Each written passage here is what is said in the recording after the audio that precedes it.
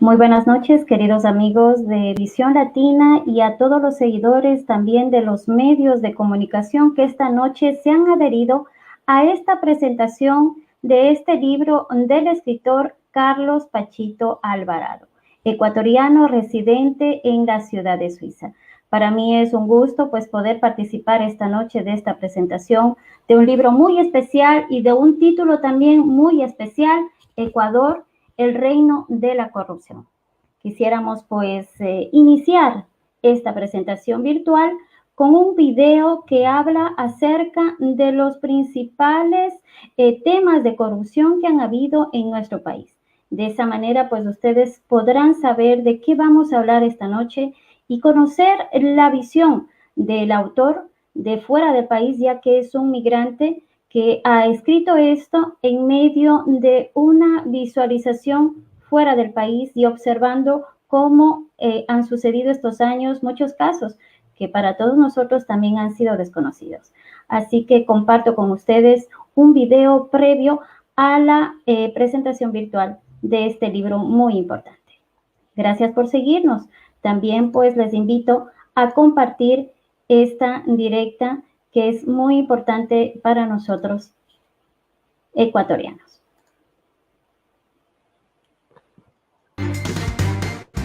Un pueblo que no conoce su historia está condenado a repetir los mismos errores. Por eso hemos preparado un reportaje especial en el cual le contamos cuáles han sido los casos de corrupción más sonados en la historia de nuestro país. Los ecuatorianos sienten que la corrupción en la política es generalizada, y así lo confirman estudios de varias universidades internacionales al ubicar a nuestro país en la cuarta nación que más tolera la corrupción en América Latina y el Caribe, solo superado por México, Paraguay y Perú. Pero la corrupción no es un hecho aislado, ni es de ahora. Nace con la fundación misma de la República. Pero no vayamos muy lejos y hablemos de los últimos 41 años, desde que Ecuador retornó a la democracia. La historia del manejo de la deuda externa de Ecuador contiene episodios polémicos sobre su negociación y beneficiarios. Uno de ellos fue el capítulo conocido como la sucretización de la deuda privada, decidida por el expresidente Osvaldo Hurtado a través del decreto ejecutivo 2085 del 23 de septiembre de 1983. En ese entonces, el Banco Central del Ecuador asumió la deuda externa privada, que en ese momento representaba el 25% del total de los pasivos externos del país, lo que generó elevados perjuicios al Estado, con un monto acumulado de más de 4.000 millones de dólares, según lo estableció la Comisión para la Auditoría Integral del Crédito Público en 2008. Ante Dios y ante la patria, que jamás os traicionaré. Un año después, en el gobierno de León Febres Cordero, a través de la Junta Monetaria, expidió la regulación número 201/84 del 15 de octubre de 1984, por la cual se expidieron aún más ventajosas condiciones de pago de la deuda externa ya sucretizada, extendiendo los plazos de pago y beneficiando aún más a empresas privadas con dinero y decisiones gubernamentales. Así lo señaló el informe de la Comisión Auditora. En 1992, en la presidencia del arquitecto Sixto Durán Ballén, diputados de ese entonces denunciaron la existencia del tráfico de influencias en favor de una nieta del presidente, quien tramitó y recibió un préstamo de la Corporación Financiera Nacional por más de $800.000 en un tiempo récord, aun cuando la empresa ni siquiera estaba constituida legalmente. La Fiscalía reaccionó, pero de forma tardía, y solicitó la prisión preventiva, pero para ese entonces se supo que la nieta del presidente y sus suegros estaban ya en los Estados Unidos. En 1996 gana la presidencia Abdalá Bucaram, quien tan solo duró 6 meses como mandatario, pues fueron insostenibles los escándalos en torno a su gobierno, su familia y millonarias fiestas. Un juicio por peculado por la compra de mochilas escolares le costó el exilio en Panamá por 20 años. Luego regresó a Ecuador y ahora él y sus hijos están siendo investigados por su vinculación en presuntos contratos irregulares con el Instituto Ecuatoriano de Seguridad Social y sus distintos hospitales. Otra época gris en la historia del Ecuador que le costó la vida a muchos compatriotas y otros tuvieron que emigrar de forma desesperada es la del 8 de marzo de 1999. Un año después de ser electo, el presidente Yamil Maguad declara un feriado bancario. El feriado bancario fue el congelamiento de los ahorros de los ciudadanos por 24 horas. Los ahorristas no podían sacar su dinero de los bancos ni hacer ningún tipo de transacción. La medida buscaba desesperadamente evitar el retiro masivo de dinero de los bancos y proteger la estabilidad de la banca que estaba totalmente quebrada. Una vez anunciada la noticia de la dolarización, hubo movilizaciones del pueblo indígena y otros movimientos sociales. Además de un grupo de militares se levantó contra el gobierno de Maguad, sentenciado por el delito de peculado que se habría cometido durante el feriado bancario en 1999. En 2006, la Corte Nacional de Justicia dictó sobreseimiento para el expresidente Maguad, pero en 2011 su caso fue reabierto y en 2014 la Corte lo sentenció a 12 años de prisión, condena que en 2017 fue revisada por otro tribunal que la redujo a 8 años. Este proceso aún sigue siendo juzgado por la justicia ecuatoriana. En ese mismo año, entre febrero y mayo de 1999, el expresidente Fabián Alarcón estuvo recluido en la cárcel 4 de Quito. Él fue procesado por una presunta contratación ilegal de personal mientras fue titular del entonces Congreso Nacional. El Ecuador está sumido en la mayor crisis de su historia. En la presidencia de Gustavo Noboa, entre los años 2000 y 2003, también hubo vinculación con actos de corrupción. Por esta razón, y durante varias horas, compareció Gustavo Noboa Bejarano ante la ministra fiscal de ese entonces, Mariana Yepes, para esclarecer los términos de la renegociación de la deuda externa durante su gobierno y que investigaba la Fiscalía en base a la denuncia planteada por el expresidente León Febres Cordero. Gustavo Noboa manifestó desconocer sobre los honorarios que habrían recibido varios funcionarios y además también sobre la colaboración de los bonos a favor de los bancos. El número 3 y boom, boom, boom contra la corrupción. Boom, boom, boom contra la corrupción y con esto les vamos a cortar los dedos y las uñas a los corruptos. Llega el 2003 y con ello la presidencia de Lucio Gutiérrez, marcada también por escándalos de nepotismo y coimas. El Congreso de ese entonces investigaba 16 casos de corrupción supuestamente cometidos en la administración del presidente de la República, el coronel Lucio Gutiérrez. Las distintas denuncias involucraban al jefe de Estado, su familia y a funcionarios de su régimen. El expresidente Lucio Gutiérrez estuvo encarcelado varios meses, acusado por malversación de fondos del Seguro Social.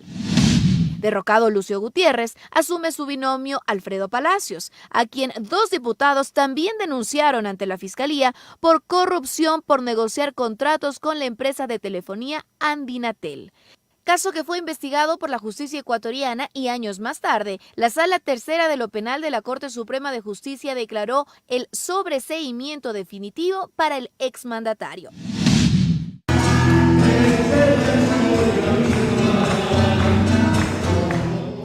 En 2007, Rafael Correa se posesiona como presidente del Ecuador, cargo que mantendría por 10 años y tiempo en el cual se habría dado una larga lista de actos de corrupción, como los casos de Petroecuador, Singue, Petrochina, INA Papers, aportes ilegales a la campaña de Alianza País, etc.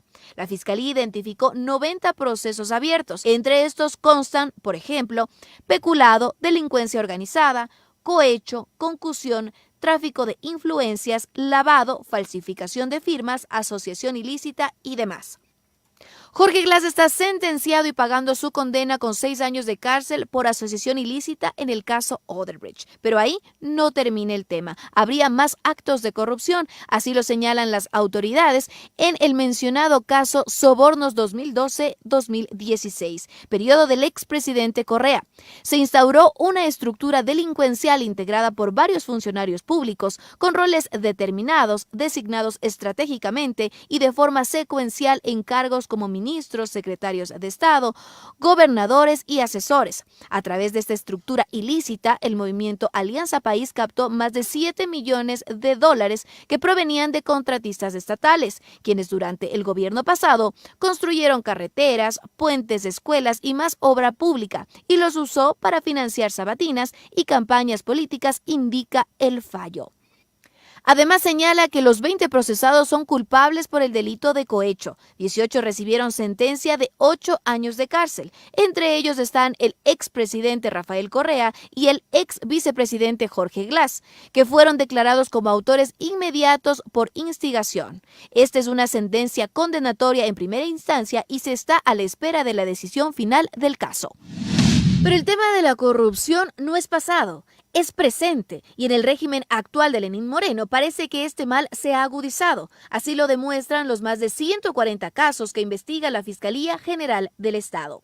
Peculado, enriquecimiento ilícito, cohecho, concusión, tráfico de influencias, sobreprecio en kits alimenticios y en la compra de insumos médicos en plena emergencia sanitaria son algunos de ellos. Reparto también de los hospitales del Instituto Ecuatoriano de Seguridad Social y otras instituciones públicas a empresas fantasmas e incluso hasta asambleístas.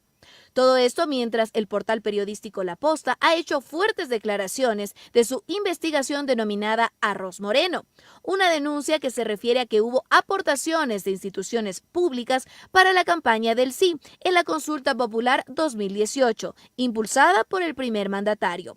En la campaña, presuntamente, se utilizaron $5 millones de dinero público, bajo la autorización de varios funcionarios públicos. Caso que está siendo investigado hasta el momento por la Fiscalía General del Estado. Pero estos son tan solo algunos casos. Ahora la ciudadanía quiere el resultado de las investigaciones y pide respuestas a la justicia ecuatoriana, pues a lo largo de la historia hay una palabra que siempre ha estado vigente: la corrupción. Una enfermedad que para muchos es crónica y que, al igual que el coronavirus, tampoco parece tener una vacuna para liberar de este mal a las instituciones del Estado ecuatoriano. Para RTU Noticias, María José Hidalgo. Bueno, pues esto ha sido un video con el cual hemos querido compartir muchos casos importantes en la historia del Ecuador que hablan de este tema que esta noche vamos a tratar: la corrupción. De verdad que tenemos mucho que compartir esta noche, y especialmente quisiera invitar a nuestro escritor, no sin antes agradecer la presencia de los medios digitales que esta noche pues están en la presentación de este libro de nuestro compatriota ecuatoriano. Quisiera agradecer al analista político Marcel Merizalde de Touch TV desde la ciudad de Quito, Ecuador. También está desde Milano Jorge Lanche de Voces Migrantes, Lidia Pacheco de Milano Etno TV y, como no, también tenemos a Henry de América 24 News. Quisiera un poquito invitarles antes de iniciar y agradecerles porque ellos también están siendo parte de esta noche. Bienvenida Lidia, bienvenido Jorge y bienvenido Marcel. Muchísimas gracias, Mónica. Gracias a ustedes. Estamos iniciando esta linda presentación de nuestro compatriota y pues como no, al transcurso de este encuentro, pues ustedes estarán también libres de poder preguntar al escritor alguna inquietud acerca de este libro. Gracias. Gracias. Muchas gracias. Bueno, pues quisiera compartir con ustedes el escritor, el economista Carlos Pachito Alvarado. Él tiene sus estudios como economista, él es graduado en economía, él es máster en economía en desarrollo sostenible. Ha sido participante de seminarios sobre política migratoria, derecho migratorio. Prácticamente su especialidad es la economía política y también el derecho laboral. Y como no, pues también uno de sus dones es la escritura. Así que hoy le invito al economista Carlos Pachito, que él pues podremos nosotros hablar de qué es lo que le ha motivado a hablar de un tema tan especial. Gracias.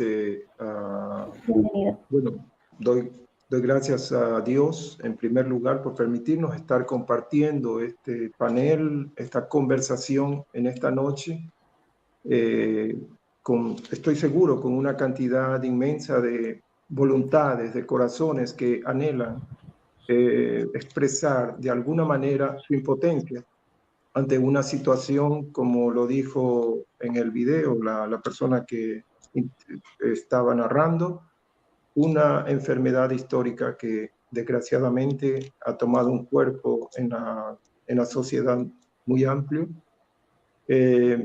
Bueno, la inspiración viene de lo alto. Creo que el libro es la secuencia de una serie de sufrimientos, de dolores, de frustraciones que he recogido a través de mi paso por mi país, por el Ecuador, y también viajando en algunos lugares. Este libro es un resultado de la impotencia, de la sed de justicia, del hambre interior que ha acompañado y acompaña hasta el día de hoy a generaciones que van pasando en el itinerario del transcurrir terreno de cada ser humano en esta tierra. La corrupción es un problema global, como todos los problemas globales que hoy deben discutirse urgentemente por las instituciones internacionales, como el cambio climático, como la violencia contra la mujer. Es un problema global como el hambre en la tierra. Cada 5 segundos un niño muere de hambre en la tierra. Es un problema global como el tráfico de armas, la guerra, los conflictos regionales que se preparan en oficinas privadas de determinados amos de la tierra, del mundo, de los derechos del hombre. La corrupción es un problema que cubre a todo el espacio global del planeta, por tanto debe ser tratado en esos ámbitos. Este libro pues se llama Ecuador, el reino de la corrupción, porque decía en una otra intervención que viene al caso ponerlo como un título especial, no por ser peyorativo contra el país. Yo quiero dejar bien claro que en ningún momento se quiere lesionar el nacionalismo o esa falsa interpretación que tienen ciertos señores solemnes que hablan de la patria y del Estado soberano cuando no tienen absolutamente razón de hablar de esta manera. Ecuador, el reino de la corrupción, nace porque para que exista un reino tienen que haber algunas condiciones, como son la existencia de un monarca, de un rey, de un soberano absoluto, en donde su voluntad debe cumplirse en todos los espacios de la vida de una sociedad. En segundo lugar, debe existir el hecho de que ese poder absoluto está por encima de todas las justicias, de todas las leyes y de los procedimientos racionales de la convivencia. Y en tercer lugar, la sociedad o los subordinados de esa monarquía no tienen otra opción que obedecer y estar en cierta manera prisioneros en ese ámbito de gobierno absoluto. En Ecuador se cumplen estas tres condiciones. La corrupción es un reino, es un rey, es un soberano que ha sido engendrado en el alma, en el corazón del sistema y que está... Le corto un poquito, economista. Sí. Hay una parte de su libro donde dice Ecuador, el reino de la corrupción. Usted, en medio de sus escritos, que quisiera dar también a conocer a la gente que nos está siguiendo, que usted ha publicado otros libros también anterior a este, Coronavirus y el capitalismo, también está poesía y otros versos. Pero algo que quisiera a profundizar es que usted comienza su libro con una elegía a la patria. Comienza con un poema tan hermoso de nuestro país que quisiera solamente compartir unas 2 estrofitas a nuestra gente. Cuando dice, anhela mi alma dialogar con la paz, contemplar en los campos de purpúreos faroles del jardín que sonríe ante el margen incierto, que el hombre amenazante vulnera con demencia. Ecuador, mi país, oasis del Pacífico, del mar tornasolado y tierra sempiterna, tu voz hablando en tus nevados, en las espesas selvas, atesoran cual sacro misterio la pureza creada desde el oculto cielo. Tus valles son sábanas que extienden la riqueza y guardan en su seno la pureza extinguida del tierno sacramento. Hoy contemplo tu belleza usurpada, tus muros de grandeza destruidos y el párpado del hombre agonizante, clamando su justicia a quien no le oye. Me encanta cómo usted inicia el libro y lógicamente después pues usted inicia a dar su visión acerca de la corrupción. Aquí dice, existen enfermedades terminales letales en el ser humano, unas como el SIDA, el cáncer o la diabetes. Pueden incluso ser tratadas y mejorar la vida de los que sufren. Sin embargo, la corrupción en el alma del hombre es un mal incurable e incapaz de aliviarse con paliativos casuales. La corrupción es una enfermedad mortal que no puede curarse y solo amerita acabar con ella, destruirla. Quisiera preguntarle, economista, sabiendo que no es de ninguna tendencia política, sabiendo que usted, su visión es simplemente el observar nuestro país y equilibrar lo que dice la Biblia, cómo es la justicia vista a nivel religioso y cómo está el mundo llevando la equivocación de honestidad y, lógicamente, se ha perdido esa confianza también en el ser humano en esta sociedad. Ecuador, el reino de la corrupción. Dice, el tal se ha entregado a Satanás para destrucción de la carne a fin de que el espíritu sea salvo en el día del Señor Jesús. Quisiera preguntarle, economista, ¿qué siente usted de equilibrar? O sea, esa visión religiosa con la visión filosófica, digamos, de cómo se está llevando. Definitivamente, bueno, es evidente que la justicia es un fruto, es una hija del amor. El amor en el hombre hoy en día, hay un déficit de amor en el mundo. El amor ha sido consumido por una sociedad global que se ha globalizado de manera avasallante para construir imperios económicos, financieros, bursátiles, y que ha abandonado al hombre en la esencia misma de su humanidad. Yo creo que la corrupción en sí misma, hay unas definiciones en el libro, la corrupción en sí misma es un problema moral en el ser humano, es una degradación. El acto de corromperse es un acto de podrirse interiormente, perdonen la expresión, es el acto de podrirse, como una manzanita que se empieza a dañar y se empieza a poner de un color distinto, o una fruta cualquiera, que si no la cuidamos o si no extirpamos ese pedazo que está dañado, pues se va a continuar dañando el resto.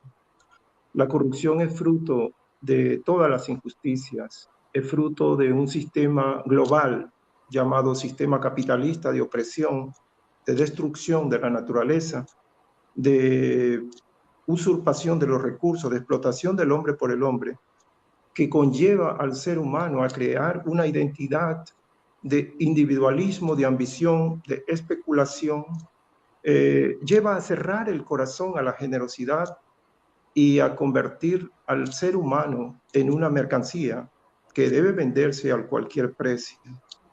Creo que Dios tiene una oportunidad para el ser humano en este tiempo y en todos los tiempos, para que el hombre vuelva en sí, entienda la grandeza de su potencial y empiece a construir la justicia a partir de los valores universales que han sido ya expuestos. La paz, la justicia, el amor entre los seres humanos. La grandeza del hombre es interpretada o debe ser interpretada por el caudal de valores espirituales que hay en él. En ninguna parte del mundo la corrupción ha podido ser combatida con seminarios o con cambios de sistemas o con manifestaciones violentas o con agresiones y blasfemias.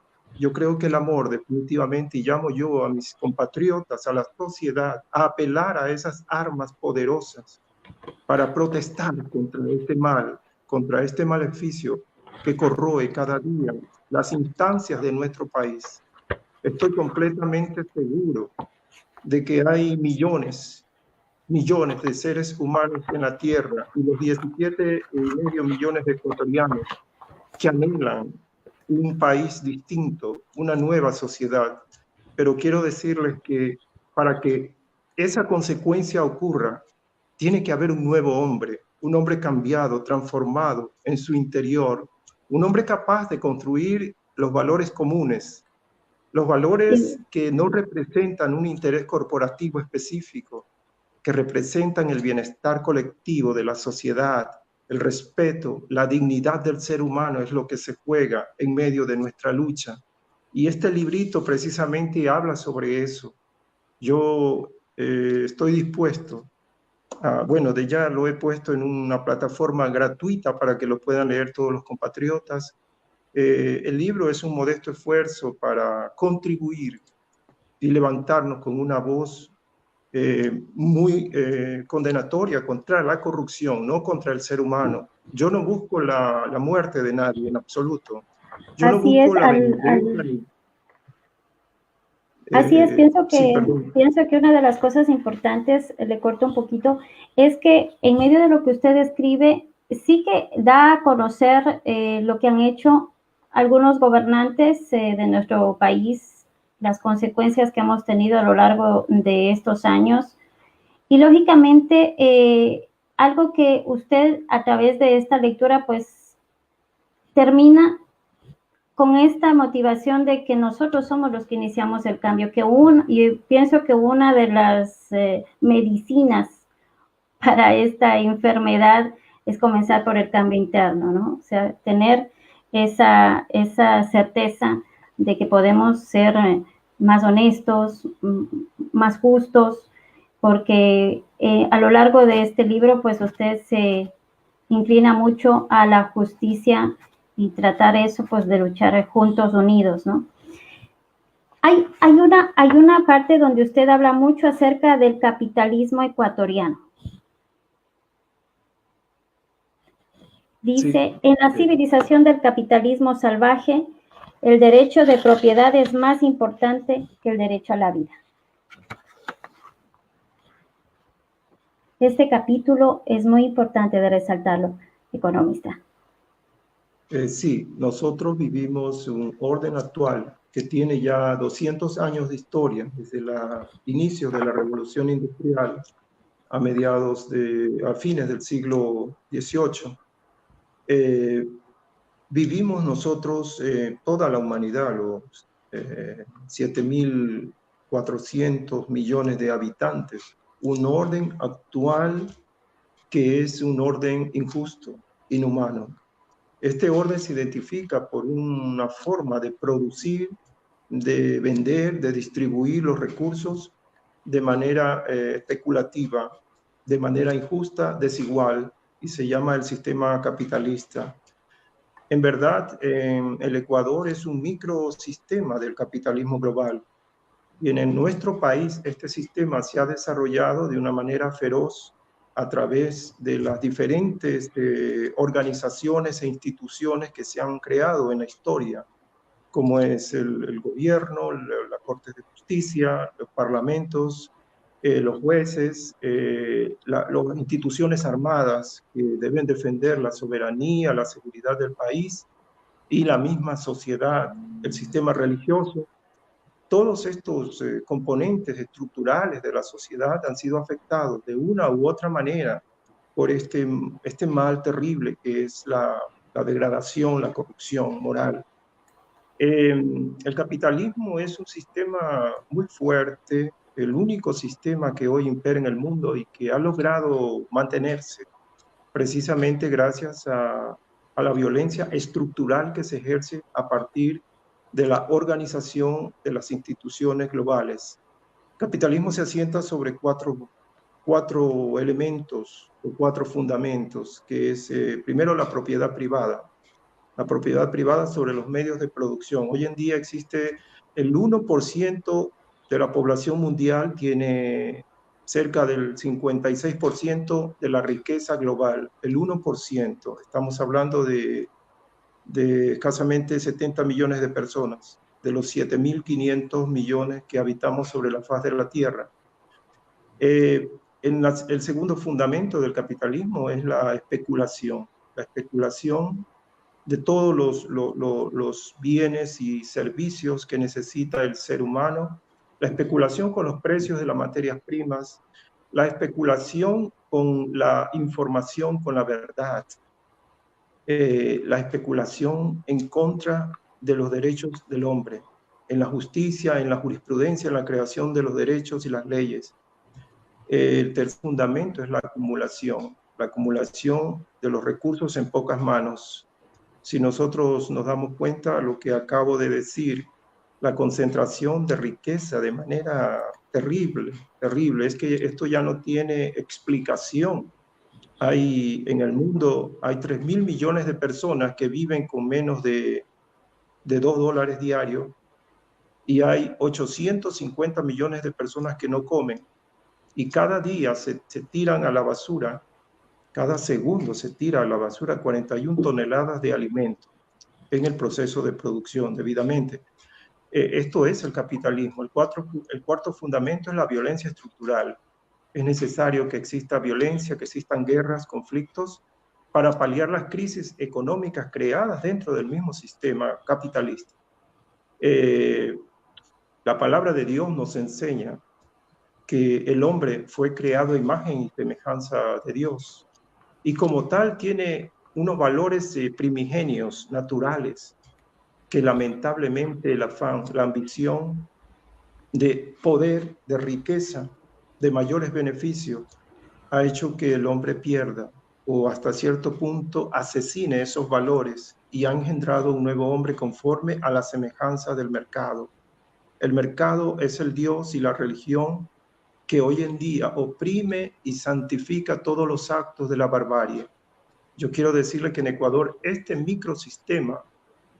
sistema global se aplica en Ecuador como un microestado, un estado que es subsidiario del sistema global capitalista.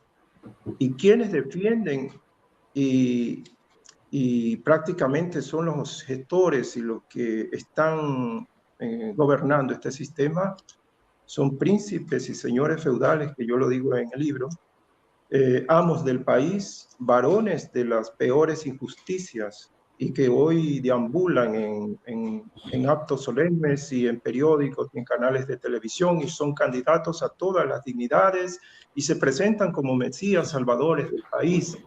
Estos señores necesariamente tienen que rendir cuenta a la justicia humana, a la justicia social, que no está creada en el país, que debe crearse, pero pues sobre todo estos señores tienen que rendirle cuenta a la justicia de Dios un día, porque está establecido que los hombres mueran una sola vez y después de esto el juicio. Es necesario que nos demos cuenta y entremos en un proceso de reconversión de nuestra conciencia, de sensibilidad, de despertar urgente para entender de que detrás de cada acto mínimo o grande de corrupción, de inmoralidad pública y privada, existen miles y cientos de miles y millones de seres humanos que van perdiendo la vida, que pierden la esperanza y las posibilidades de tener un espacio digno para vivir, de niños que no tienen escuelas ni libros, de jóvenes que no tienen empleo, ni sueños, ni estudios, entregados a el mal terrible de la droga, a los vicios más degradantes, de madres que tienen que vender su dignidad para alimentar a sus niños, de ancianos que mueren gradualmente abandonados porque no tienen un seguro en que respaldarse. En Ecuador existen aproximadamente 1.400.000 ancianos mayores de 65 años Ahora, hoy les han inventado un nombre nuevo, adultos mayores. Adultos Yo no mayores. No estoy de acuerdo con ese concepto. Así Son es. conceptos que se adhieren a la nomenclatura de la indiferencia y del desprecio por el anciano. El anciano es una palabra de respeto. Yo digo a mi madre viejecita. El viejecito, el anciano, el abuelito. Es un término que merece un poco más de solemnidad, de conmiseración, de misericordia. Un adulto Así mayor es cualquiera, es un niño de 10 años es un adulto mayor. Usted hable con un niño y sabe más que usted. Entonces esos términos yo los rechazo, no estoy de acuerdo. Los ancianos de nuestro país carecen de la posibilidad de estar protegidos por la seguridad social. La Constitución de la República, ese es otro episodio que también está narrado en el libro, habla del orden constitucional, una palabra bellísima para los varones de la Economista, tengo una consulta, tengo, digamos, una intervención de parte de Marcel Merizalde de Tosh TV, y también él es analista político. Va a hacerle una pregunta. Sí. Muchísimas gracias, Mónica, y por supuesto saludos y felicitaciones al autor, a Carlos Pachito Alvarado, un escritor que pues me ha sorprendido. He revisado su libro con muchísima atención y preguntarle lo siguiente, Carlos. Usted en su libro establece una triada, ¿no? Una triada de conceptos: la traición, la injusticia y el engaño al pueblo como ese movilizador de la corrupción. ¿Cómo llegamos a esa conclusión, Carlos? La corrupción moral, pública, privada, espiritual, institucional, tiene un origen en la negación del ser, la negación del ser humano. O sea que hoy el ser humano es un recurso. Es un recurso que puede ser vendido y negociado y traficado por las instituciones y por los gobiernos y por los medios de comunicación. Es un recurso como cualquier recurso, como una computadora o como una lavadora o un vehículo. Es el recurso humano, es decir, es una mercancía que puede vender. En virtud de eso se desvaloriza el valor del hombre. Al desvalorizarse el valor del hombre, del ser humano, se crea un espacio muy profundo de alienación y de injusticia que procrea todo tipo de barbaridades, de rompimiento de la equidad en la vida social. Es por eso que hemos utilizado estos términos de la justicia, la desintegración, de la corrupción como origen de estos problemas. En cierta manera es una concatenación, es un eslabón que recorre todo el laberinto social, económico, político del ser humano hasta depositarlo en un estado de degradación como es el que vive actualmente la sociedad ecuatoriana.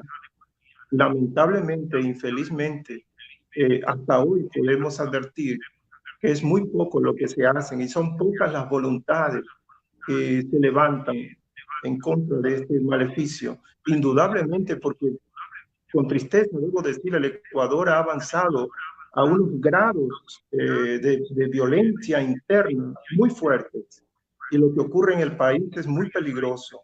Estamos a punto de convertirnos en un estado fallido, en un estado que no tiene control en sus instituciones, en un estado en donde ni el mismo ejército puede controlar el mal, la seguridad, la integridad de los ciudadanos y brindarles a cada uno y a todos la posibilidad de construir un país homogéneo, justo, que busque el bien común.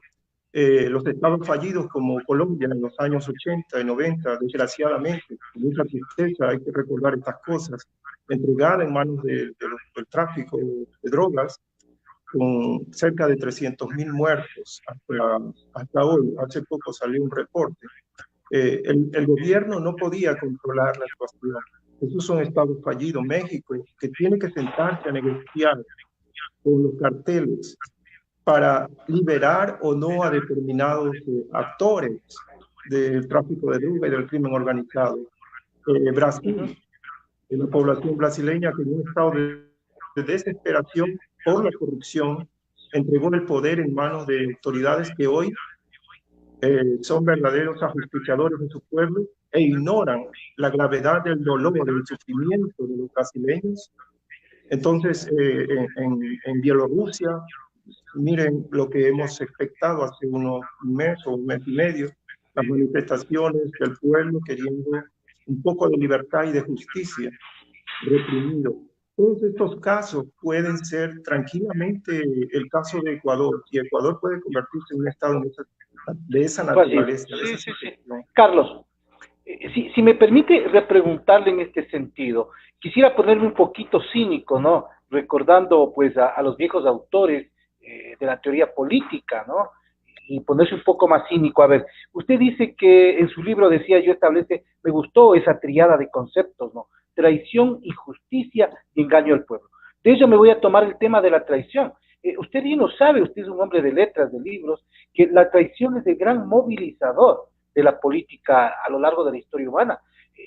Cuando recién el ser humano apareció, ¿no es cierto?, en las llanuras, en los valles, en las planicies del África, un grupo de personas tuvo que traicionar a otra para ir expandiéndose el ser humano. Lo que le quiero decir es esto, Carlos, desde su visión, ¿cómo es posible que nosotros podamos frenar algo que está en el ADN humano, que es la traición? ¿Cómo frenamos la corrupción si tenemos como gran origen de la corrupción, especialmente en el Ecuador, la traición humana? Sí, es importante lo que usted pregunta, y yo creo que cada uno de nosotros podemos hacernos el mismo cuestionamiento cada día acerca de nuestra conducta frente al mundo que nos rodea. El hombre, el ser humano, nace con unos valores congénitos, con unos valores impuestos desde antes de nacer. El hombre es imagen de Dios, ha sido creado por Dios. Yo soy un hombre creyente y tengo que defender este valor. El hombre, el ser humano, ha sido creado por Dios, tiene los valores de la paz, de la justicia, nace con los valores del amor, del respeto, de la dignidad y del respeto a la dignidad de los demás, del pudor. Esos valores no se aprenden en la universidad, ni en la escuela, ni en la televisión. Son valores impresos que debemos de cuidarles, de que no se evaporen de nuestra alma. Y había dicho al principio que es necesario involucionar, entrar en nuestro ser, cada uno de los ecuatorianos, entrar en nuestro interior y concebir la idea, la utopía para los amos del país. Esto es una utopía. Lo que yo pienso, mi libro es una idea, un idealismo, una utopía imposible de cumplir. Pero yo sí creo, yo tengo la confianza, la certidumbre de que es posible cambiar al país desde un punto de vista humano, cristiano, espiritual.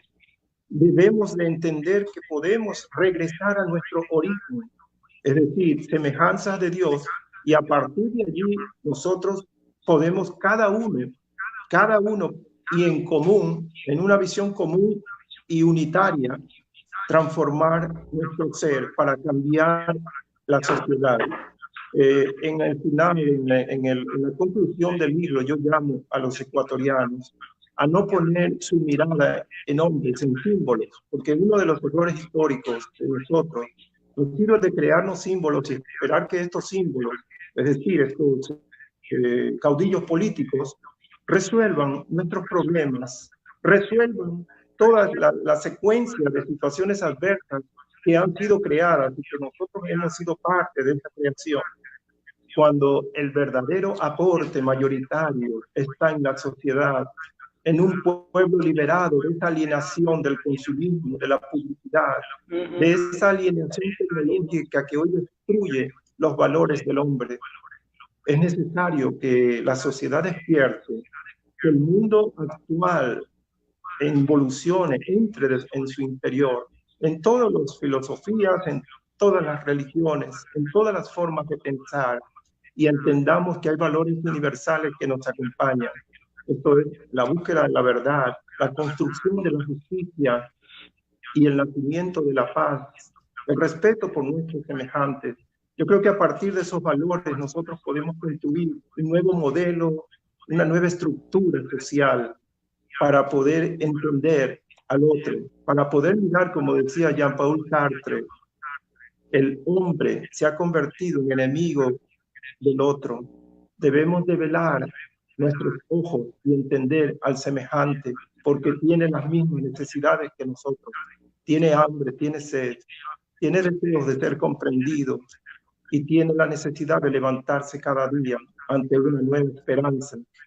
A nosotros, lamentablemente, el sistema político y económico nos ha domesticado. Hay una domesticación de la conciencia de la sociedad. Y hoy en día hay personas que hablan, y yo lo digo en este libro, que hablan de una manera indiferente. Hay términos que dicen, y lo voy a contar y lo voy a decir aquí, muchas personas que manifiestan, bueno, él roba pero hace obras. Y otros dicen, bueno, todos roban, así que me da igual. Otros manifiestan, miren que si yo no trabajo no como, así que a mí no me interesa quién gobierne. Entonces, esa indiferencia social hacia los problemas que no solamente incumben a esta generación, sino a las generaciones que se levantarán después, ha hecho que este mal, esta enfermedad, se multiplique, se engrandezca y hoy tome cuerpo, una posición de dominio absoluto sobre el país. Pero la misma sociedad organizada es la que puede transformar a partir de la recuperación de sus valores. Justamente, Carlos, y en este punto quisiera anudarnos su primer concepto que estamos tratando en este momento, que es de la traición, con el segundo, que es de la injusticia. Ahora, las sociedades como la ecuatoriana han establecido una serie de entes de control en contra de la corrupción. Y tenemos, por ejemplo, la Contraloría General del Estado, ¿no? Y tenemos también comisiones de investigación de corrupción. ¿Qué le parece a usted la existencia de estas comisiones en el contexto de justicia e injusticia para los ecuatorianos respecto a la corrupción? La Contraloría General del Estado, como dice el concepto contralor, es el que controla los actos públicos y privados que tienen que ver con los recursos del Estado. En otras palabras, es el contador del país, el que lleva las cuentas del país, el que sabe en qué se gastan el erario nacional. Lamentablemente todas las instituciones, el cuerpo estructural del país. Cuando yo digo esto del cuerpo estructural, quiero decir instituciones del Estado, órganos de seguridad, la misma familia, que es el componente básico de la sociedad, el sistema religioso, todos han sido, la cultura, todo eso forma la estructura del país, han sido afectados por este maleficio, por esta situación terrible que vive nuestra patria. ¿Cuál es el papel del funcionario público, en este caso la Contraloría del Estado? Yo apelo a que el presidente que sea electo el próximo 11 de abril, cualquiera de los candidatos, de los dos candidatos que hay, yo apelo a que se creen urgentemente, se reivindique la función del control social, es decir, que la sociedad, el demos, porque se habla de democracia, pero la democracia capitalista es un fetiche para el hombre, no existe. El demos, la sociedad ecuatoriana, la sociedad civil, ejerza un control directo sobre la Contraloría, sobre las Cortes de Justicia, sobre el Banco Central, sobre las instituciones encargadas de velar por la seguridad, sobre la educación, es decir, en todos los confines, en el deporte, en la cultura, hay representación social de supervigilancia y de sanción y de escrutinio permanente de los actos públicos. Esto no existe en el país. En la medida que no existe, se construye y se procrean los abismos infernales que hoy hacen del Ecuador el tercero o cuarto país en América Latina de los más corruptos y que deja al 43% de la población acercándonos al 45% en los estratos de pobreza. dejando en el abandono cerca de 4,5 millones de niños que tiene el Ecuador.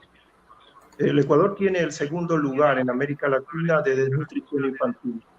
4 de cada 10 niños ecuatorianos tienen desnutrición, o sea, no consumen los suficientes alimentos y las 2.300 calorías necesarias para mantener el funcionamiento de su organismo y el desarrollo de sus capacidades. Todo esto lo crea la corrupción. Gracias economista, gracias, Muchas gracias. Marcel. Vamos a dar también paso a nuestro compañero de esta noche, Jorge Lanche, de Voces Migrantes también. Gracias, Marcel. Te dejamos en la salita virtual.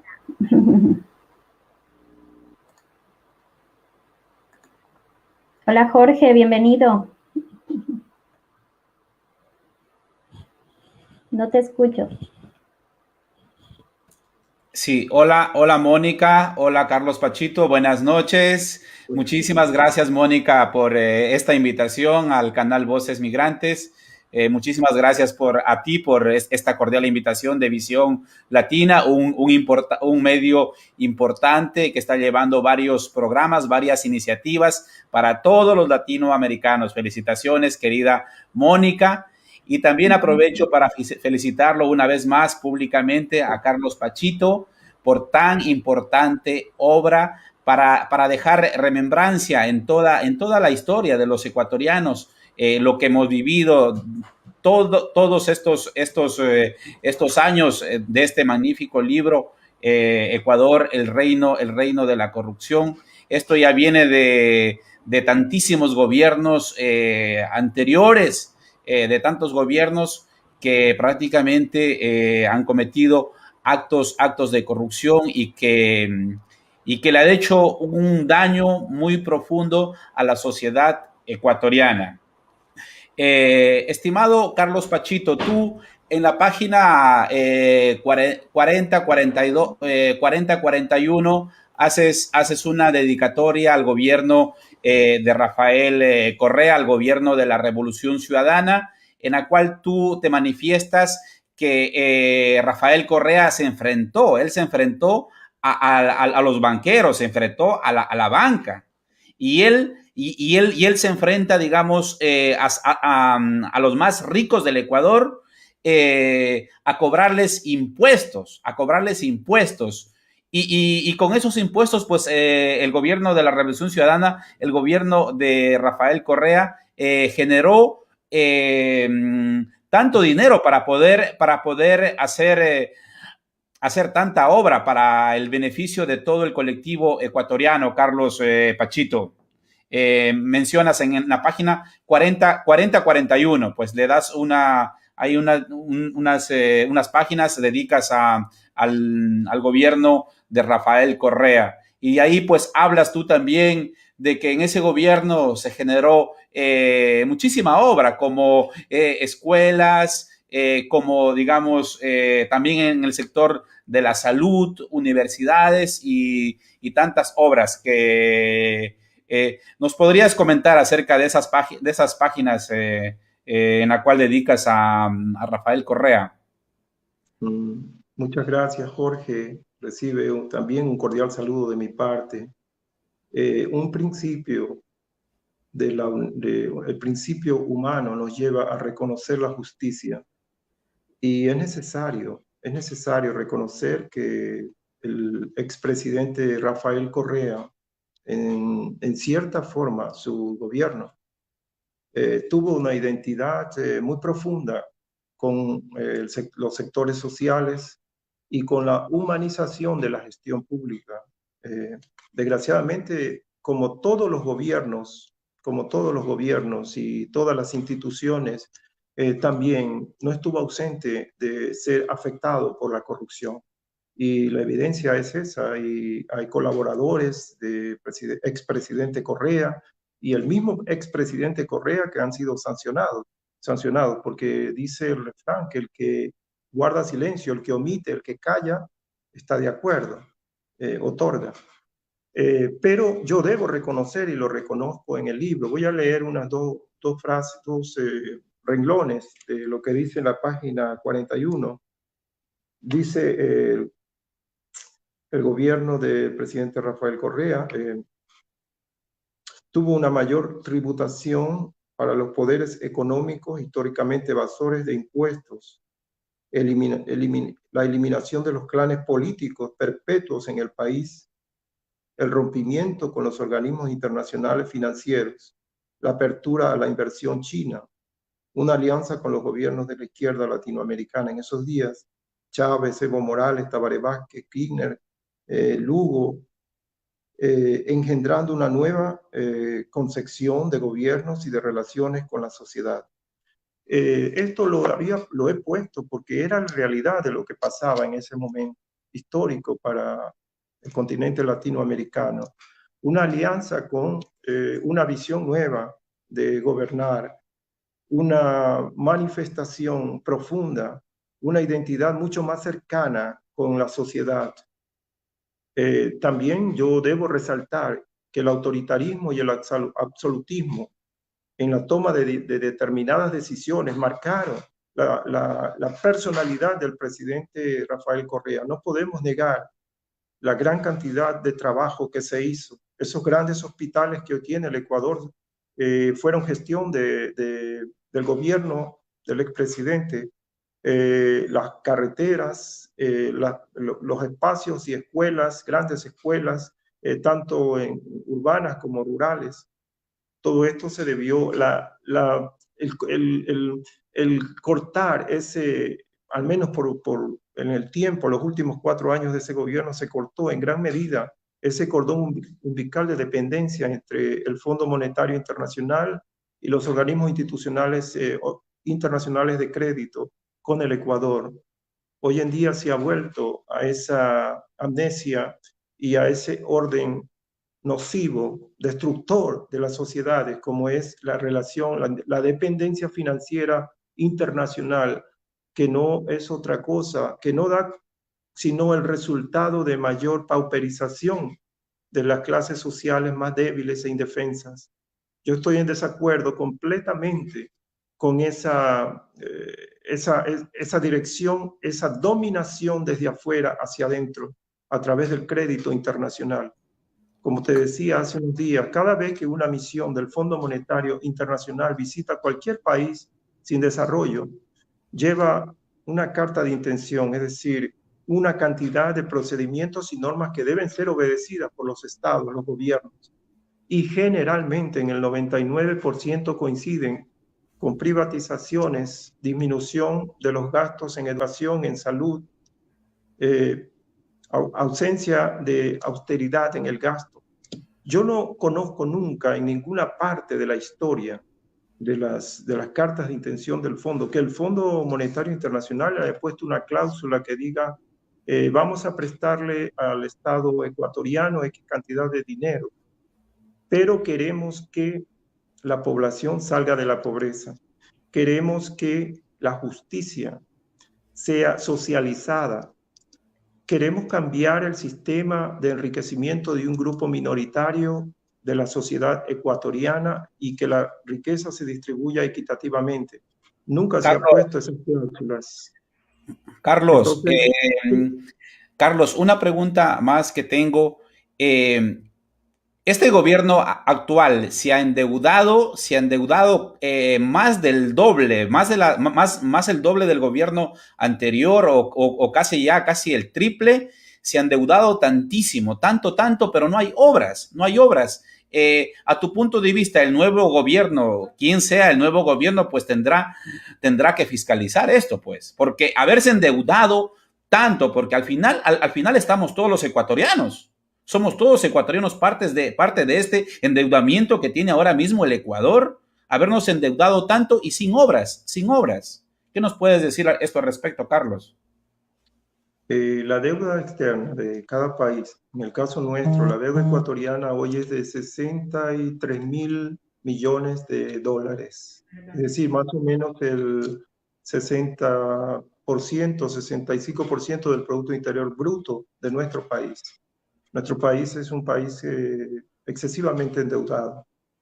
En los últimos 4 años, 5 años, del 2015 al 2021, la deuda ecuatoriana se ha casi duplicado. En 2015 era de 35.000 millones de dólares y a diciembre del 2020 la deuda ecuatoriana tiene los parámetros que acabo de mencionar, 63.000 millones de dólares. La pregunta que yo me hago es dónde está, en qué sirvió, a quiénes benefició ese dinero. Bueno, hay una respuesta lógica. Generalmente la deuda, cuando nos endeudamos, generalmente la deuda es para pagar la misma deuda o los pagos atrasados de la misma deuda.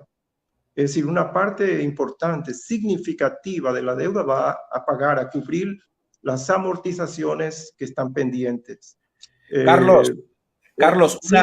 una pregunta más.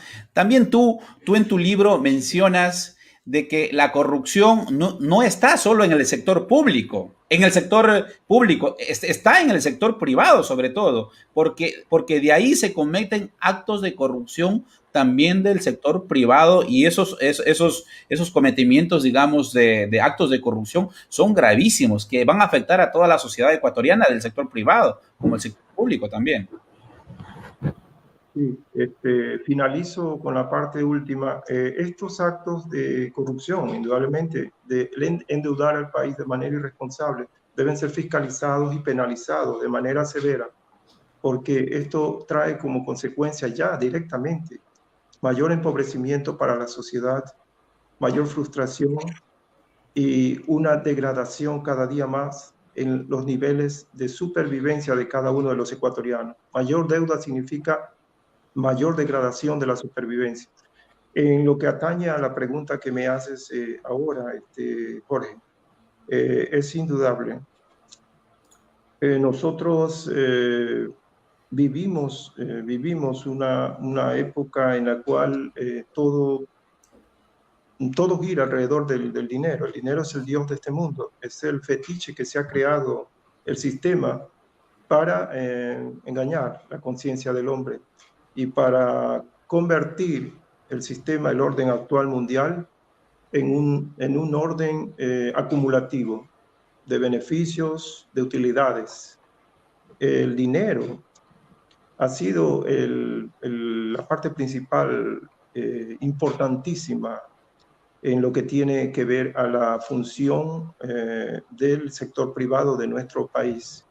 Cuando un empresario, la acumulación de dinero, cuando un empresario evade impuestos, este es un acto de corrupción gravísimo porque perjudica a millones de personas, millones de personas que están esperando que con ese dinero de impuestos que paga el sector privado, pues se genere una cantidad necesaria, indispensable de obras, de ayudas, de subsidios en medicinas, en alimentos directos para la supervivencia de la población.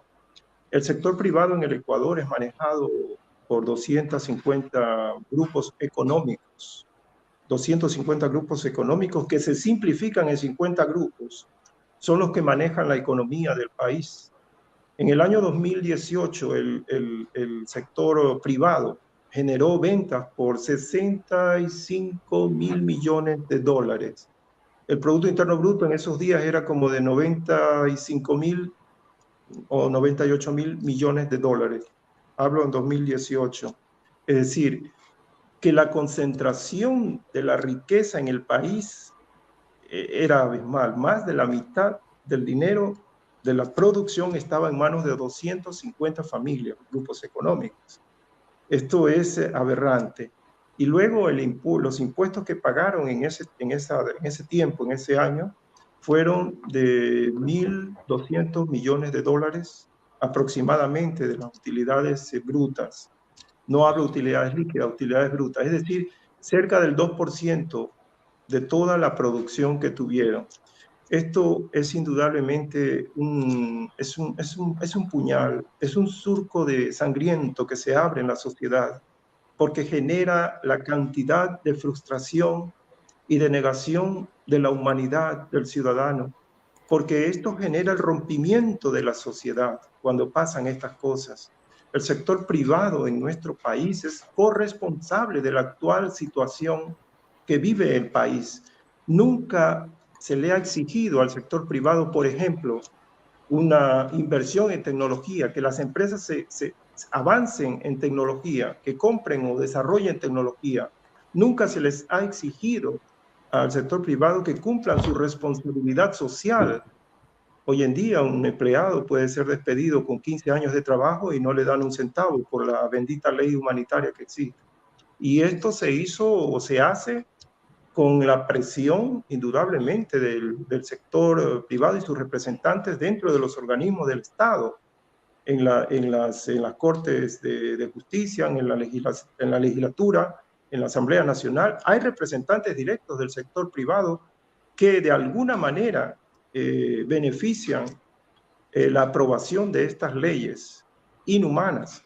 El sector privado en el país, desgraciadamente, infelizmente, tenemos que decirlo así, no ha contribuido para el desarrollo armonioso, justo, de un orden en el cual los ciudadanos sean los primeros beneficiados, en donde el hombre obtenga el beneficio de la producción que realiza a través de 10, 15, 20, 30 años que deja su vida en una empresa.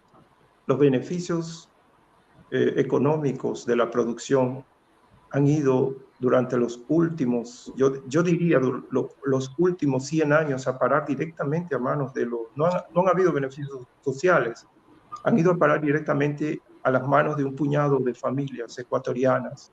Y esos dineros han sido transferidos al exterior porque ni siquiera son reinvertidos en el país. Yo llamo al futuro gobierno a que se recicle la inversión, es decir, que la inversión no tenga que irse a buscar al Fondo Monetario Internacional, sino que se repatríen los capitales que están fuera a través de decretos, de leyes que deben de ser impuestas de manera urgente en la Asamblea Nacional. Repatriar todos los capitales porque el país vive un momento de urgencia económica, urgencia humanitaria, urgencia moral.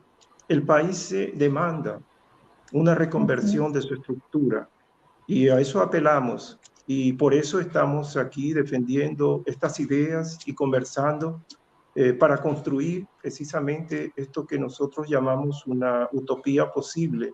Es decir, Así es, economista. Pensamos que si todos nos unimos,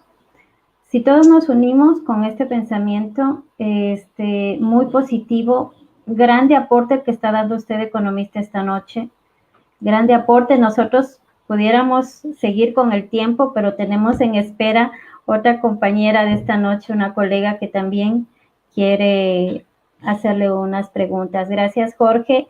Gracias por acompañarnos. No te vayas, nos esperas en la salita virtual.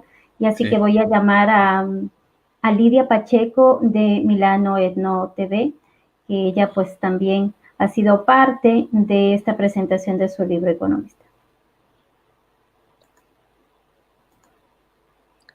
Muy buenas noches, Mónica. Ante todo, muchas gracias por la invitación y felicitaciones por este espacio que brindas a la comunidad latina, un espacio muy importante. Y también pues quería felicitar al escritor Carlos Pachito por este libro, porque en estos tiempos escribir un libro de este tema es algo, se torna ya algo heroico, ¿no? Porque vivimos en una sociedad donde se tiende a silenciar todo esto. Y bueno, tengo una pregunta directa al escritor. Vamos a la parte primera del libro donde se habla de definición de la corrupción. Hay una frase de Honoré de Balzac que dice, detrás de cada gran fortuna hay un delito. Quisiera saber el por qué usted puso esta frase en su libro y si usted cree puntualmente que por fuerza detrás de una gran fortuna haya un gran delito o un delito.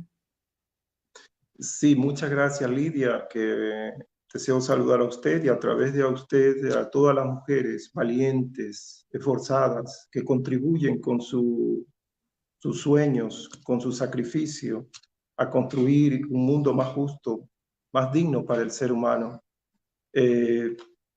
Hay una premisa que yo siempre la guardo en mi corazón, y yo me pregunto si la riqueza, el enriquecerse, la riqueza, de por sí enriquecerse hoy en día es un acto, es un crimen. Para mí, a mi criterio, enriquecerse hoy es un crimen, porque indudablemente en la medida que yo me enriquezco y acumulo y acumulo y acumulo, yo hablo de los ricos que tienen 20, 30 millones, 100 millones de dólares.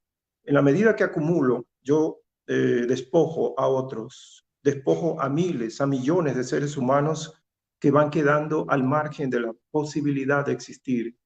Es decir, despojo de la existencia a otros tantos semejantes a mí, con mis mismas necesidades.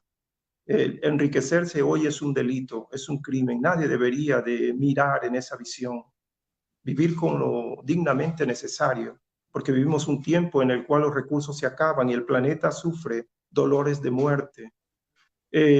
Honoré Balzac dice en uno de sus escritos, a mí me gusta mucho leer estos escritores antiguos y filósofos, detrás de cada gran fortuna existe un delito, es verdad. Si las condiciones o las cualidades para tener riqueza y ser hombre de éxito o mujer de éxito y alcanzar la fama y la fortuna y la buena posición en la sociedad fueran el trabajo honesto, la integridad, la honradez, la honestidad en toda la extensión de sus palabras, si esas condiciones o esas cualidades representaran o fueran necesarias para enriquecerse, entonces yo creo que el 90% de la humanidad sería rico. Al menos en nuestro país, el 90% de ecuatorianos serían ricos, porque la mayoría de ecuatorianos son honestos, son capaces, íntegros, son hombres que buscan la justicia, hombres y mujeres, son creadores de sueños, son jóvenes que miran el horizonte con esperanza, que no quieren transigir sus valores. Si esas cualidades acompañarían el éxito de los hombres, entonces todos los ecuatorianos serían ricos, pero desgraciadamente no es la regla. Para ser rico en nuestro país se necesita ser ambicioso, especulador, evadir impuestos. Se necesita cubrir de surcos de sangre muchas veces las empresas. Yo en el libro, ojalá lo pueda leer usted completamente, hay una parte que habla del señor Noboa, y yo digo con mucho dolor que si la tierra pudiera hablar, la tierra pudiera expresarse y tener un lenguaje sublime, pudiera contar todos los crímenes que se han cometido en las haciendas, que por kilómetros y kilómetros están sembradas de bananos, con las manos infantiles de los niños, de las familias, aprisionadas por el miedo, la necesidad y la urgente premisa de sobrevivir. Esto es doloroso, pero las grandes riquezas y fortunas en el país se siguen construyendo, derramando el dolor, la vida de los ecuatorianos, y esto causa impotencia, esto causa dolor. Esto nos llama a elevar una oración que llegue a todos los cielos y que sea escuchada por Dios. Esto nos llama a unir nuestras fuerzas, nuestras voluntades, para construir ese sueño que hoy en día estamos tratando de hilvanarlo con pequeños apuntes e ideas. Y yo le agradezco por su pregunta y por yo estoy seguro, su convicción de mujer valiente, honesta, íntegra, para que sigamos en ese mismo caudal, en ese surco, en ese nuevo viento que se abre. No importa las amenazas, nosotros creo que tenemos una cobertura, un escudo, que son ángeles que nos ayudan, y vamos a luchar con la verdad, con la justicia, buscando la paz de manera pacífica en absoluto. La violencia no tiene cabida en ningún espacio de conquistas sociales, de conquistas humanas. No tiene cabida en la construcción del nuevo hombre. No, la violencia no tiene cabida porque es precisamente el argumento que usan los amos del mundo para dominar al hombre. Esa es mi respuesta. Muchas gracias por su respuesta. Quisiera saber su punto de vista de acuerdo a la parte social. Hablemos de sociedad, ya que usted mencionaba la honradez y valores fundamentales para la sociedad actual, pero siendo conscientes y siendo honestos con nosotros mismos, tenemos que evidenciar que dichos valores en este momento, en la actualidad, no están bien cimentados en nuestra sociedad. Entonces yo creo que también hay una parte muy importante que no es solo de los actores políticos, sino de nosotros como ciudadanos. Se escuchan frases como, por ejemplo, si el presidente roba, ¿por qué yo no? Frases así, ¿no? que dejan mucho que desear en cuanto a la postura del ser humano en este momento y la responsabilidad que tenemos que tener de la patria y más que todo de los descendientes, de las personas que estamos criando, ¿no? Una sociedad que está retrocediendo. Entonces yo creo y quisiera saber su punto de vista de acuerdo a la sociedad. ¿Cuántos somos importantes para generar este cambio? Nuestro cambio primero interno. ¿O qué opina usted?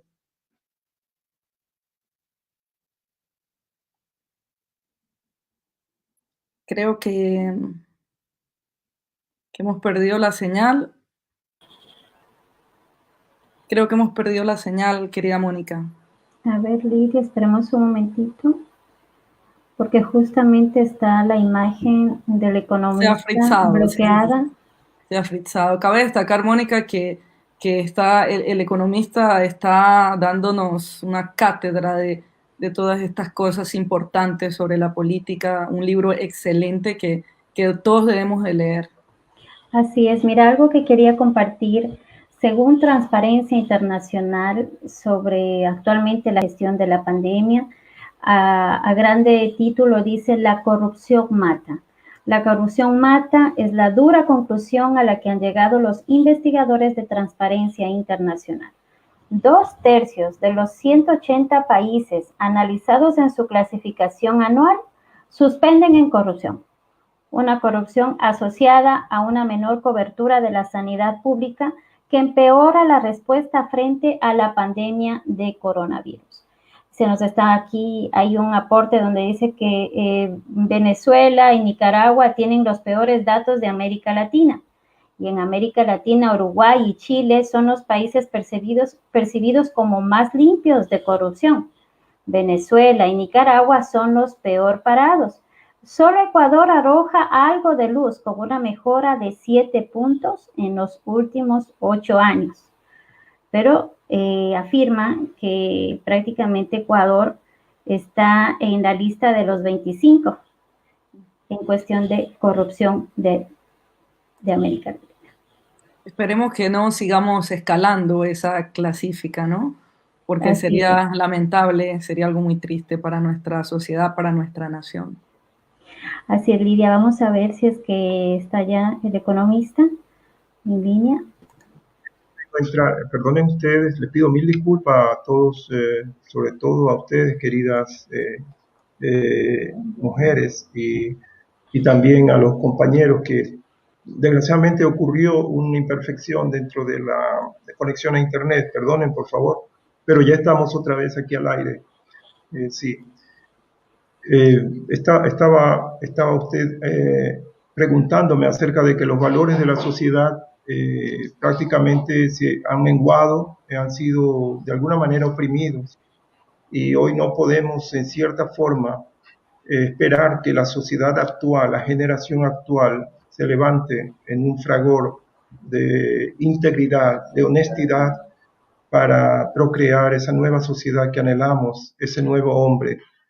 Es verdad, en el libro se habla de la domesticación de la sociedad, de la alienación de la sociedad, y este es un proceso que se da precisamente a partir de la imposición de un sistema económico y político que destruye los valores y los sentidos en el ser humano, que lo aprisiona en una cárcel de la satisfacción de la indiferencia, del que me importismo, y lo doblega hasta llegar a la posición en la cual el ser humano, el hombre o la mujer, festinan su voluntad a cambio de cualquier baratija que le ofrece el mercado electoral.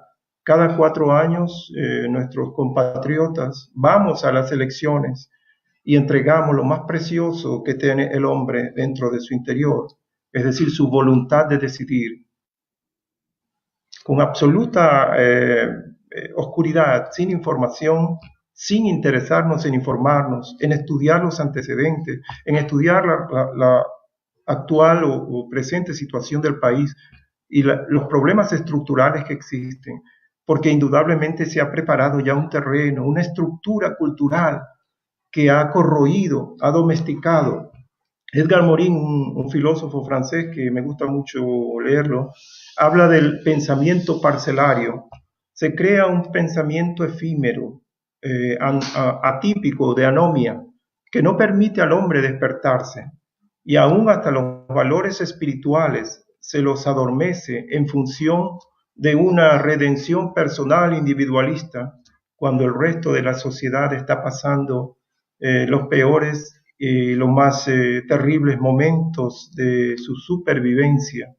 Cuando vemos que el prójimo está siendo golpeado por las injusticias, nosotros nos escondemos en nuestro pequeño recinto de conformidad, de subsistencia precaria.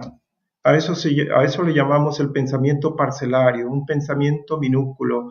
Pero hoy yo los llamo a los ecuatorianos a recuperar esos valores con los que nace el hombre desde antes de ser creado, a recuperar esa semejanza con su creador, a recuperar el valor de la justicia, de la integridad, de que la palabra, de lo que yo digo, tiene un valor, del respeto por mis semejantes, del amor a nuestro prójimo, de la misericordia, a recuperar el valor profundo que tiene la construcción de la paz en medio nuestro.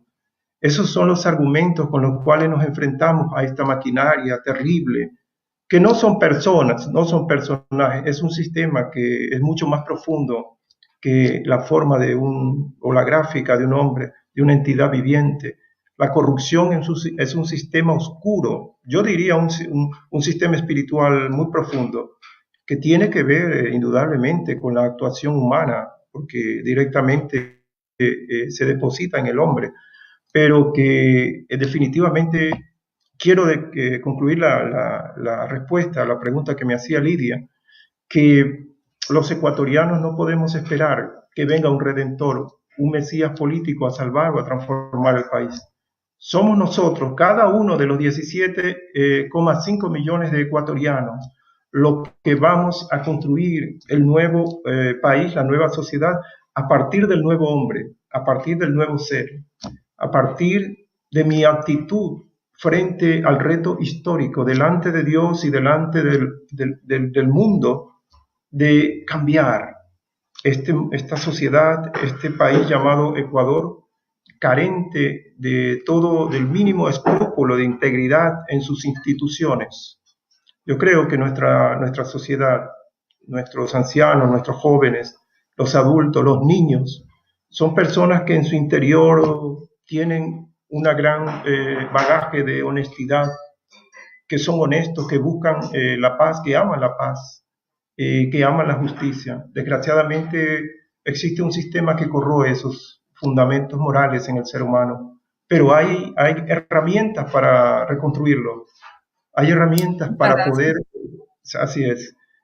Muchas gracias por su apreciación. Sí, yo le respondo, sí. Mónica, no te escuchamos. Gracias economista, gracias Lidia. Haber participado, digamos, de esta linda presentación de cómo usted nos está transmitiendo las razones por las cuales ha escrito este libro. Hay una parte que quiero compartir cuando dice: nuestro mundo tiene muchas puertas y escenarios que se construyen para buscar soluciones y disfrazar la real envergadura de los desafíos impuestos por aquellos poderes constituidos desde mucho antes de que los pueblos alcanzaran la independencia, de aquello que se llama colonialismo o reemplazo de la soberanía.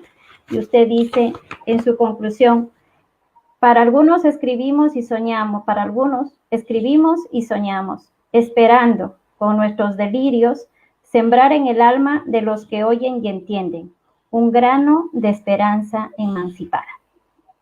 Yo quisiera invitar también a nuestros colegas, a Jorge Lanche, a Marcel Merizalde, para unirnos a esta finalización de esta presentación y aportar algo también acerca de este tema, estimado economista. Con mucho gusto, sí.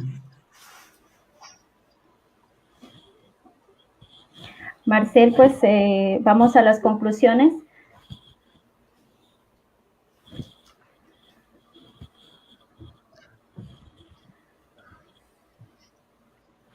Le falta el audio. Tu audio, Marcel.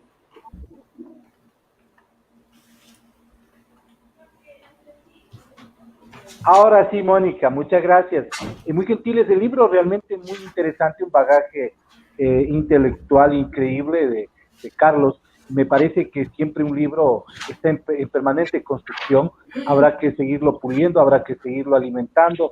Ecuador lastimosamente, es un espacio tan rico, tan fluido, tan fértil para la corrupción, que seguramente Carlos podrá generar varias ediciones de este libro. Le mencionaba hace un momento a Mónica, cuando estábamos en la salita previa, hay un libro que a mí me llamó la atención, y que el libro de Carlos podría ser la antítesis de este libro, que es de el escritor y periodista colombiano Ramón Jimeno, quien es el autor del libreto, del guión de la película La Estrategia de Caracol. Él hace un libro prácticamente a medida de los hermanos Isaías en el Ecuador, ¿no? Y pregunta, ¿quién se robó el Ecuador? Y la respuesta es brutal, nos robamos nosotros mismos el país. Cuando desconocemos el trabajo que hicieron en este sentido para quebrar el país, todos los banqueros, ¿no? Y los políticos que estuvieron al tanto. Entonces, felicitar esto primero a Carlos y, por supuesto, darle mi abrazo fuerte, mi abrazo de afecto desde la ciudad de Sangolquí, en Ecuador, y rogarle que no deje, por favor, ese libro ahí donde está, sino que lo alimente mucho más.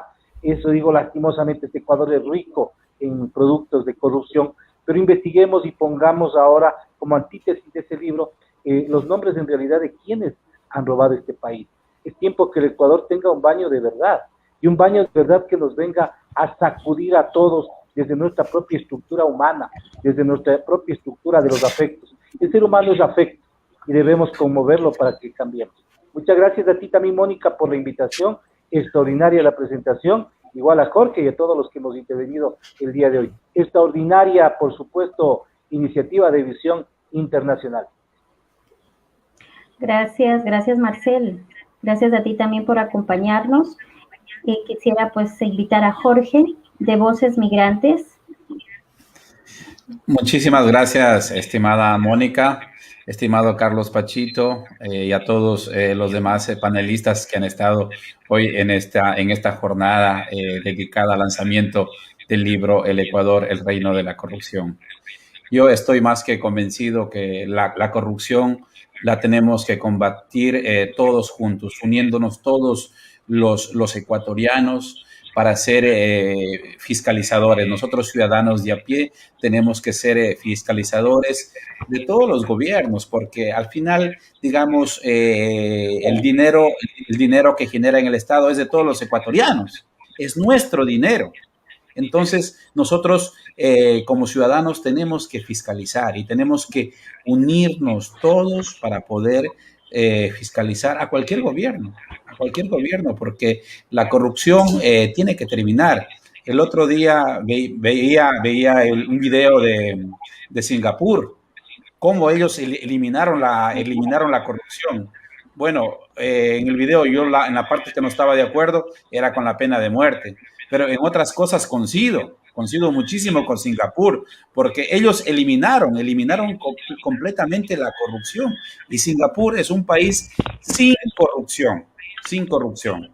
Entonces, nosotros para llegar a un nivel así, ahora mismo ya en este siglo XXI, con la tecnología que tenemos a la vanguardia, pienso que es posible, solo que los gobiernos tienen que tener esa voluntad política sobre todo. Entonces mi llamado es a toda la sociedad ecuatoriana a que permanezcamos unidos, todos unidos para poder ser fiscalizadores de la corrupción. Miren nomás, ahora mismo, sí, como los medios digitales están teniendo muchísima acogida, hoy en este día realmente Facebook no está funcionando, las redes sociales hoy día no han funcionado, no funcionaba WhatsApp, Facebook ya, hay noticias que Facebook, digamos, hoy no está funcionando también Facebook. Ha bajado la audiencia, es una cosa increíble, también eso es corrupción.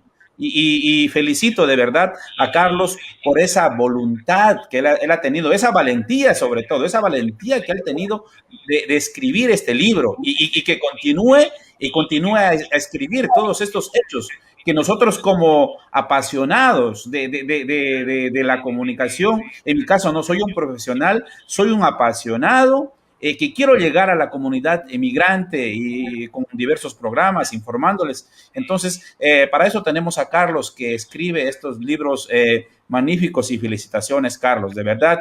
Mónica, a los compañeros panelistas, unámonos todos para poder ser esa voz y fiscalizadores del pueblo. Muchísimas gracias, Mónica. Y al final, antes de despedirme, Mónica, quisiera que el economista Carlos Pachito, él también escribe poesías. Si nos puede dedicar una poesía. Hoy es el Día del Padre, que por cierto, quiero felicitarles No te hemos dicho feliz día. a todos los padres, feliz día acá en Europa, feliz día para todos, a esos papitos que hacen ese esfuerzo para sacar las familias adelante con muchísimo esfuerzo y esmero. Gracias, Jorge. Muchísimas gracias. De verdad que, gracias al economista nos hemos podido reunir. Tal vez otros medios hoy no pudieron estar presentes. En efecto, desde Roma, Cristina Zambrano de Expreso Latino hoy no la pudimos tener con nosotros. Henry también de América 24 News. Nos da un gusto, sé que ellos igual están compartiendo la directa. Y bueno, pues, cómo no, pues Lidia, invitarte también a tu intervención. Sí, muchísimas gracias, Mónica. Nuevamente te agradezco por la invitación. Espero que tu programa, que Espacios de Análisis de Libros, siga adelante y contar pues nuevamente con otra invitación. Encantada de parte de Milano No TV. Muchas gracias y felicitaciones también para el escritor Carlos Pachito, que siga adelante, que escriba más libros valientemente, que escriba más libros acerca de la mala política, de la mala gestión, y acojo las palabras del colega Jorge. Para combatir la corrupción debemos hacerlo colectivamente, debe ser la sociedad en conjunto, debemos de ser veedores en primer plano de todas estas personas que nos están mandando, nos están comandando en nuestra América Latina, en nuestro país, Ecuador. Muchísimas gracias por la invitación. Gracias a ti, Lidia. Yo quisiera compartir, ya que tengo el gusto de haber hoy recibido el libro de las manos de María Pachito, hermana del economista. La justicia es un acto que nace del amor, de un amor inusual entre los mortales, de aquel acto mayor que desprende el sacrificio y entrega por el más débil. Esta justicia determina la vida del hombre y puede construir su destino, concediéndole la gracia de la paz y el bienestar del alma. Las sociedades de nuestro mundo nos hemos acostumbrado a adoptar una idea minúscula y una concepción demasiado débil del acto de la justicia entre los humanos. Son más de 200 páginas que tiene el libro y de verdad que demuestra, estimado economista, primero ese amor patrio, ese amor en donde usted desea que ya poder ver a nuestra patria libre de una pobreza, no solamente espiritual, sino también una pobreza económica, en donde solamente un grupo, como usted dijo, solamente unas familias están gozando de la riqueza de nuestro país y no hay equidad. Y lógicamente, si desde nosotros, desde nuestro interior, comenzamos también a esa visión de lucha por la patria, sabemos que muchos podremos también ser valientes, como usted lo escribe acá y dice nombres. También podemos nosotros denunciar actos de corrupción con mucha valentía. Me uno a las palabras de los colegas cuando dicen que es de valientes escribir un libro de estos, tener esa valentía de no tener temor, como mucha gente en nuestro país tiene temor de expresión, de dar su expresión por el miedo a que lo vayan a matar, lo vayan a seguir, pero es de valientes, mi estimado economista. Ha sido para mí un honor tenerle con nosotros.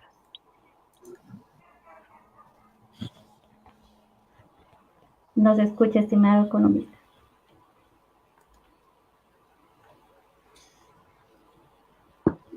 Creo que se congeló.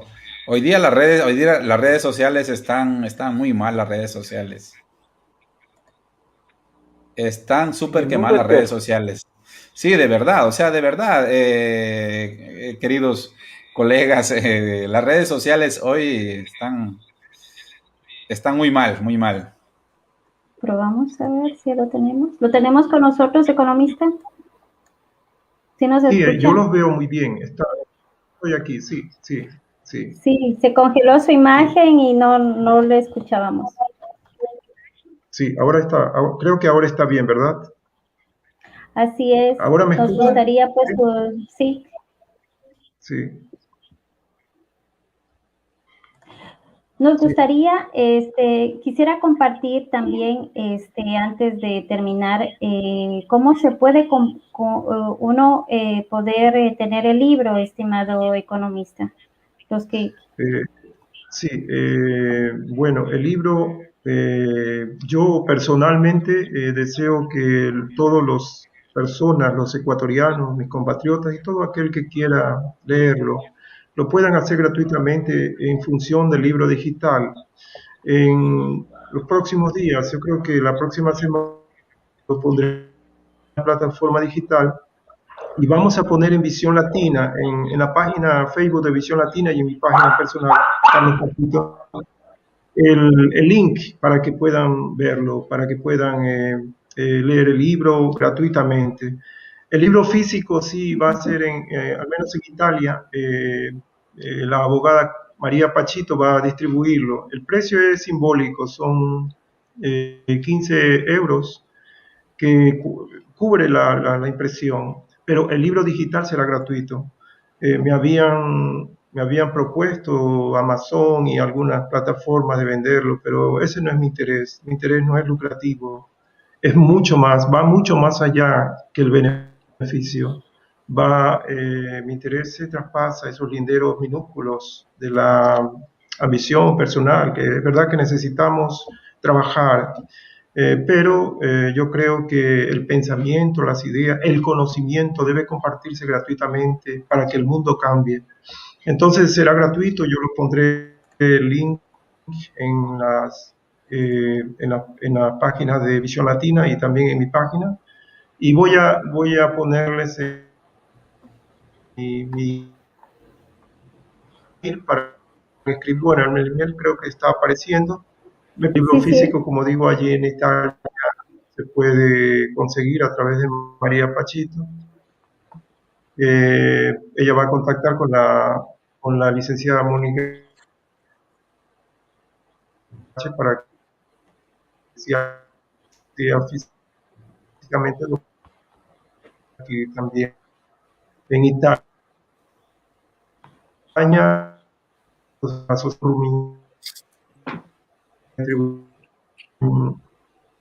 así es, economista. Se nos está, la voz se nos está perdiendo del economista. El libro, para poder. ¿Me escuchan? Por favor. ¿Aló? Así. Bueno, pues en pantalla ustedes pueden ver el número de teléfono. Yo les escucho muy bien. Yo les escucho. Decía que en pantalla ustedes pueden ver el número de teléfono que pueden contactar, teléfono WhatsApp para poder recibir el libro, y también está el email del economista para que ustedes puedan también solicitar en forma digital también el libro. Les recomiendo, es un libro que tiene un equilibrio entre la visión muy linda, como él lo ha escrito con una pasión, en donde él quiere determinar lo que es la justicia terrenal y también la justicia también de lo alto. Entonces, eso equilibra esta visión. Así que los recomendamos. Ha sido un gusto, economista, haber sido parte de esta presentación del libro. Un gusto también tener a nuestros compañeros también comunicadores. Y mire que hay un mensaje de Florcis Parias. Necesitamos leer ese libro aquí en Estados Unidos, economista Pachito. Así es. Bueno, pues quisiera pues para terminar esta llegar a los Estados presentación. Unidos de alguna manera para que puedan leerlo. Sí. Y bueno, pues para terminar esta presentación, pues sus últimas palabras, mi estimado economista. Muchas gracias. Antes quiero con mucho gusto, apelando al pedido que hacía Jorge, leer un poema que está aquí escrito en el libro Poesía y otros versos sagrados, un libro que salió en el 2018. Quiero leer un poema que se llama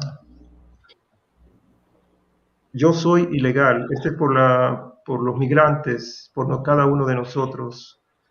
Dice el verso: yo soy ilegal, yo huyo del hambre, de la indiferencia, huyo de la muerte, que mi alma golpea. Vengo del desierto, del mar, de la tierra, surcando caminos llenos de miseria.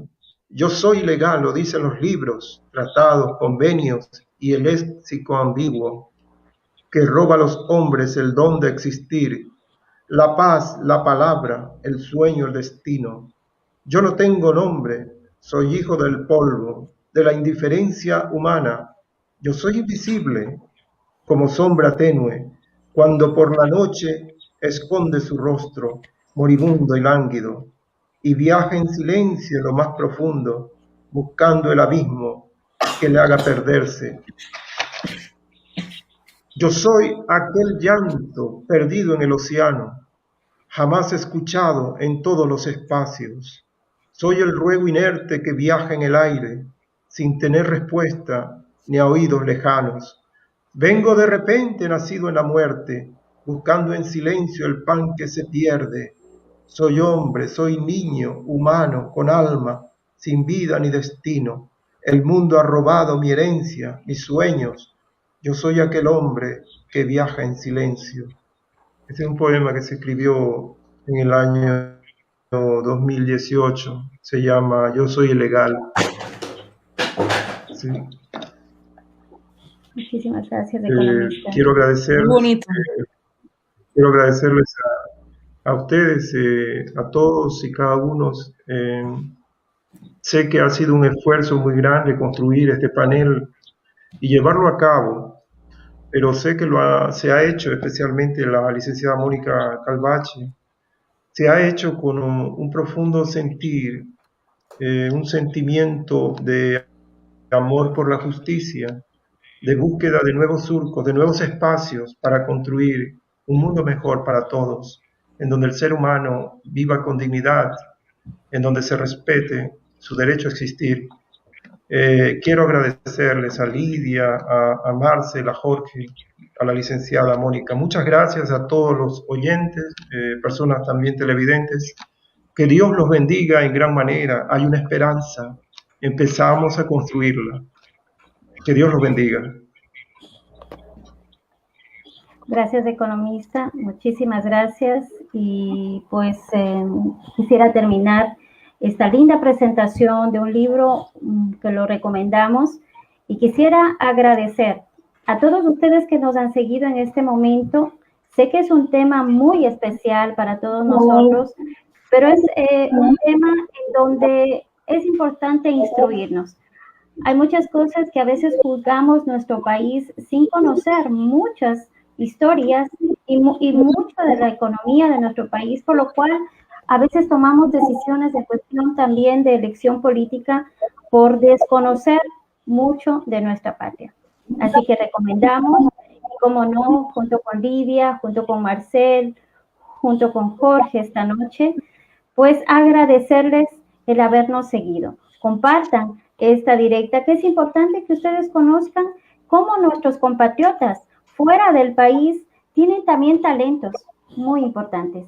Y esos talentos hoy los hemos querido compartir, escribir en medio de la pandemia e inspirarse de un país hermoso que todos anhelamos, y tener también esa unión en cuestión de todos juntos de decir basta corrupción. Es un mal que a todos nosotros pues nos ha hecho emigrar, y como no deseamos que eso algún momento termine. Estamos a punto de unas elecciones de este 11 de abril y como no, pues pedir a nuestra comunidad, aparte de asistir a las elecciones, también pues tengamos esa seguridad de nuestro voto y la seguridad también de que Dios tomará el control y bendecirá a nuestro país. Pero para eso somos nosotros también parte de ese futuro. Gracias. Gracias, Mónica. Y estaremos Muchas gracias, también, Mónica. como no, en otra oportunidad unirnos. Los medios digitales, ha sido un gusto poderlos tener con nosotros. Gracias. Buenas noches. Gracias a todos ustedes. Muchas gracias, chao. Un abrazo.